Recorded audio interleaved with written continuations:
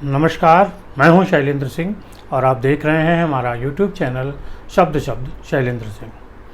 Mafia शुरू से ही कमज़ोर लोगों की ज़मीनों पर कब्ज़ा करते रहे और उन ज़मीनों को फिर ऊंचे दामों पर बेचने का काम करते थे।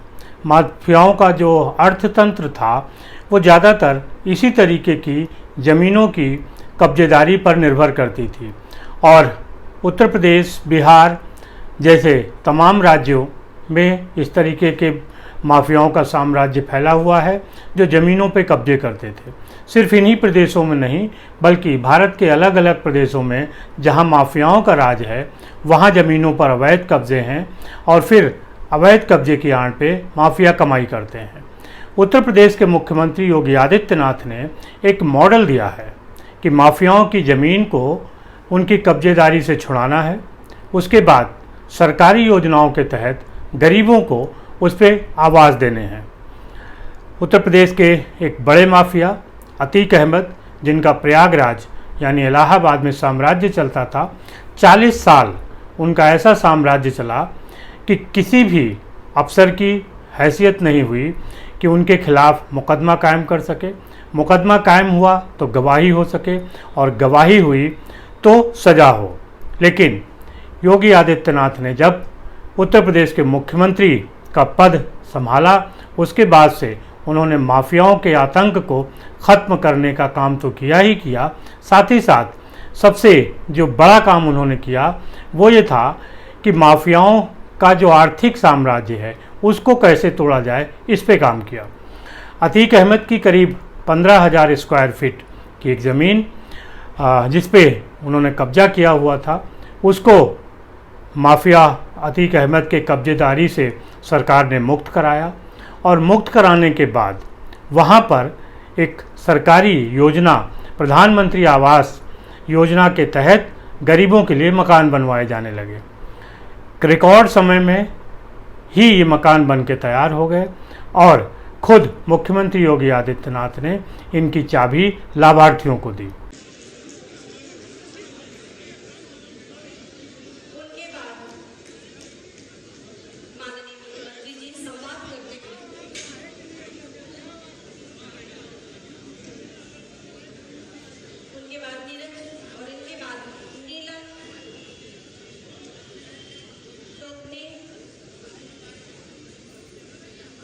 मंच पर नीरज देवी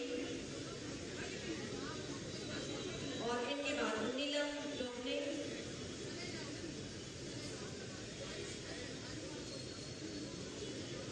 और इनके बाद माला साहब। ये मात्र आवास की चाबी नहीं, इनके खुशियों का खजाना। मनीषा, इनके बाद मनीषा रावत और उनके बाद मैना देवी। मैना देवी के बाद संगीता श्रीवास्तव।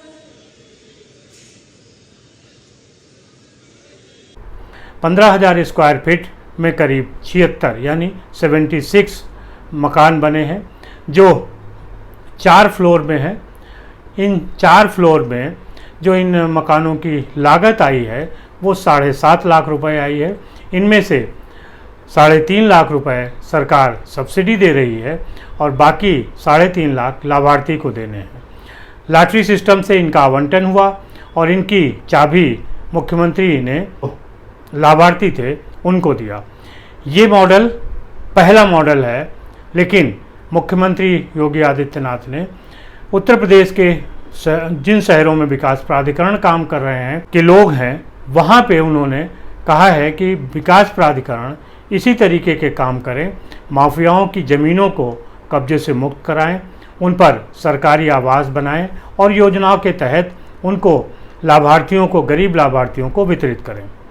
प्रयागराज से निकला ये मॉडल पूरे उत्तर प्रदेश में बढ़ेगा, ये बात योगी आदित्यनाथ ने कही।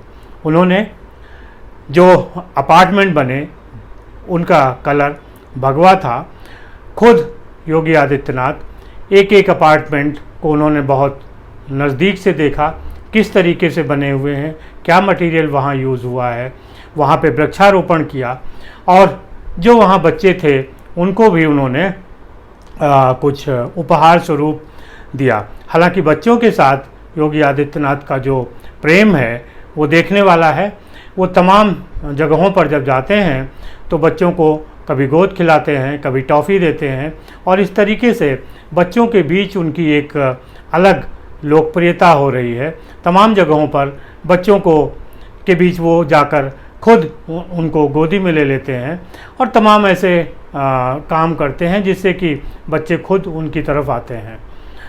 इस पूरी जब प्रक्रिया थी उसमें उत्तर प्रदेश के उप मुख्यमंत्री, प्रयागराज के जो मंत्री हैं, वो तमाम सरकार के लोग शामिल रहे।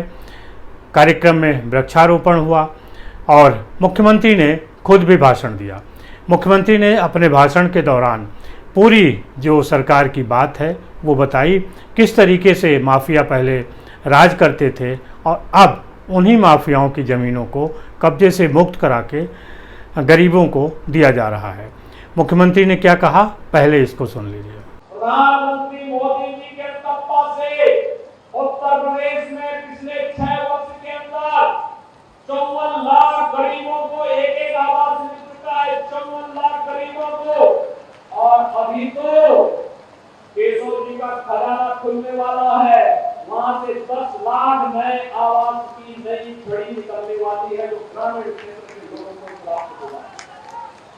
भाई पूछ रहा था गरीबों, आप देख रहे होंगे जो कभी सपना भी नहीं देखते थे कि आवास उनका भी बन पाएगा, उनका भी आवास होगा।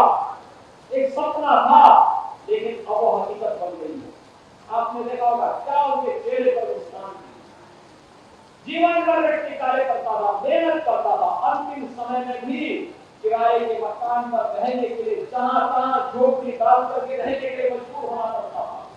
एक गरीब के पास उसका आवास मिल जाना उसके स्वावलंबन का आधार बनता है, उसके विकास का आधार बनता है, उसके परिवार के सम्मान का आधार बनता है, उसके बच्चों के लिए, उसकी आने वाली पीढ़ी के लिए नई प्रेरणा होती है।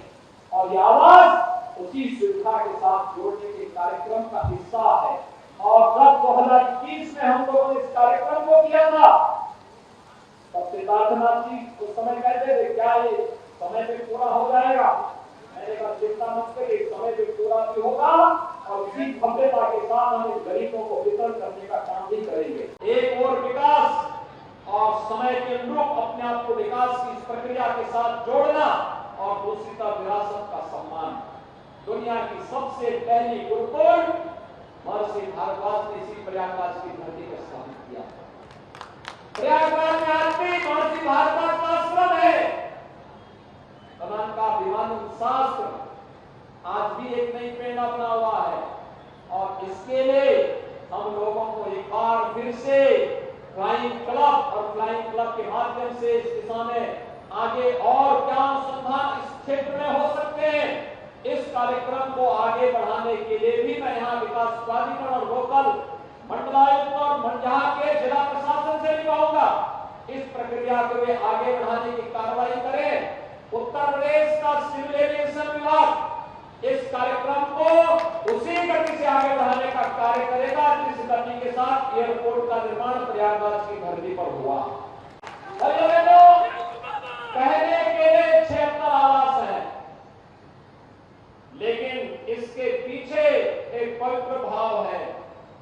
याद करिए ये वही प्रदेश है जहां 2017 के पहले गरीबों की भूमि पर, व्यापारियों की भूमि पर, सरकारी भूमि पर कोई भी माफिया, कोई भी दबंग आकर के कब्जा कर लेता था, गरीब देखता रहता था।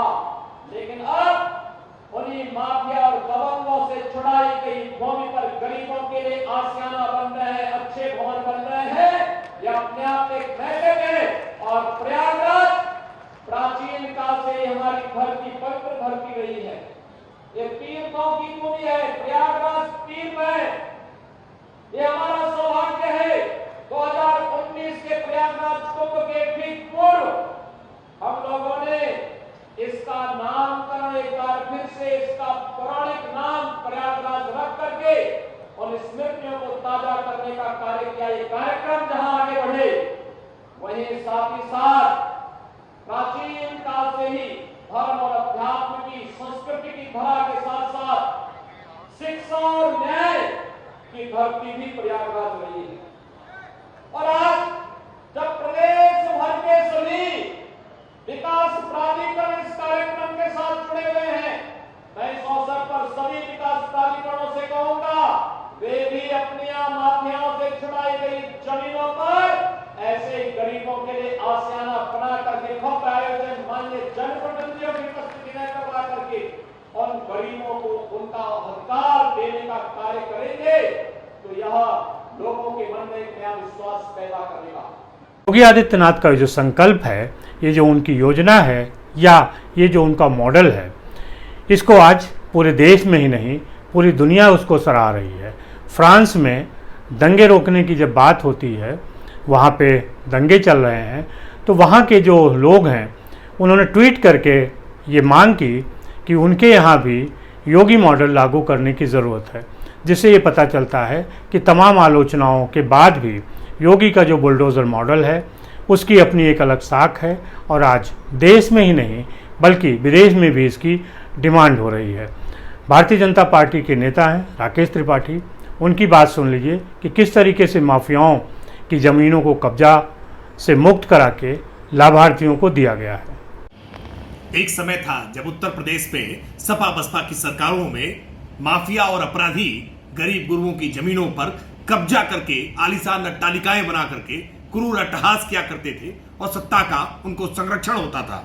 लेकिन आज परिस्थितियां कैसे बदली हैं कि योगी आदित्यनाथ सरकार के समय में न केवल अपराधी माफियाओं की जमीनों को खाली करा करके बुलडोजर चला करके उसको जमींदोज करने का काम किया गया, बल्कि आज गरीबों के लिए वहां आवास बन रहे हैं, पक्के मकान मिल रहे हैं।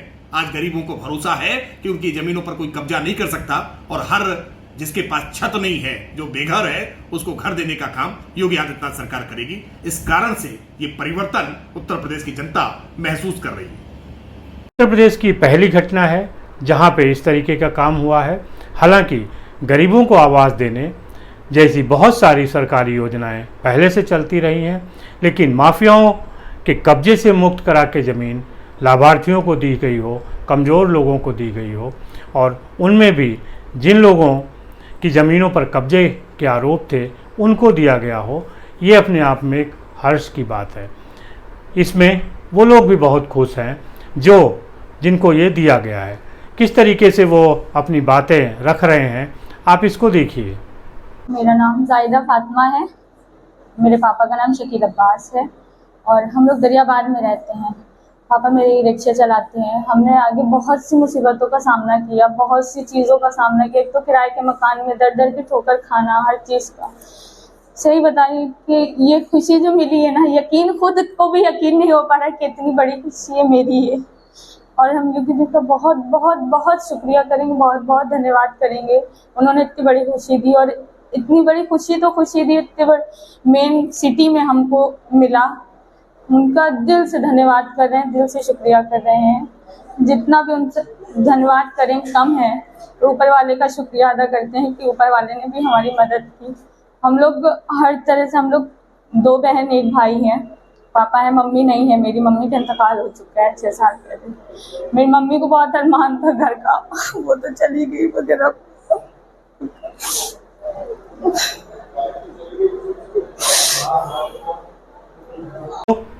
इस तरीके से उत्तर प्रदेश ने जो एक अपना मॉडल डेवलप किया है, जिसका श्रेय उत्तर प्रदेश के मुख्यमंत्री योगी आदित्यनाथ, यहाँ के पुलिस अधिकारी, प्रशासन और जो लोग इस पूरी प्रक्रिया में जुटे हैं उन सभी को जाता है। इससे एक भरोसा जनता के बीच कायम हुआ है कि जो लोग अवैध कब्जेदारी कर रहे हैं, जिस तरीके से उनकी ज़मीनों पे कब्जे हो रहे हैं, उनके खिलाफ कठोर कार्रवाई होगी। इन फैसलों से पुलिस और तहसील जिनके कब्ज़ों में ज़मीनें होती हैं उनको छुड़ाने का काम करती है। अगर तहसील और पुलिस ये सोच ले कि उनको किसी की ज़मीन पर अवैध कब्जा नहीं करने देना है, तो कोई भी ताकत नहीं है जो किसी की ज़मीन को कब्जा कर ले। बहुत सारे अपराध सिर्फ ज़मीनों पर कब्जे करने के लिए होते हैं और इन कब्ज़ों को छुड़ाने के लिए। अगर तहसील और पुलिस इस व्यवस्था को बना ले और योगी आदित्यनाथ जिस तरीके से इस मॉडल को डेवलप किया है उसी तरीके से वो तहसील और पुलिस पर ये शिकंजा कस लें कि किसी की ज़मीन पर कोई कब्जा नहीं करेगा, तो बहुत सारे अपराध अपने आप रुक जाएंगे। आपको क्या लगता है, अवैध कब्जेदारी को ख़त्म करना है तो क्या करना चाहिए? क्या योगी मॉडल सफिशिएंट है या कुछ और करने की ज़रूरत है? तहसील और पुलिस अगर एक बेहतर रोल अदा करते हैं तो ये प्रक्रिया बहुत आसान हो जाएगी और लोगों को दिक्कतों का सामना नहीं करना पड़ेगा। शुक्रिया, धन्यवाद।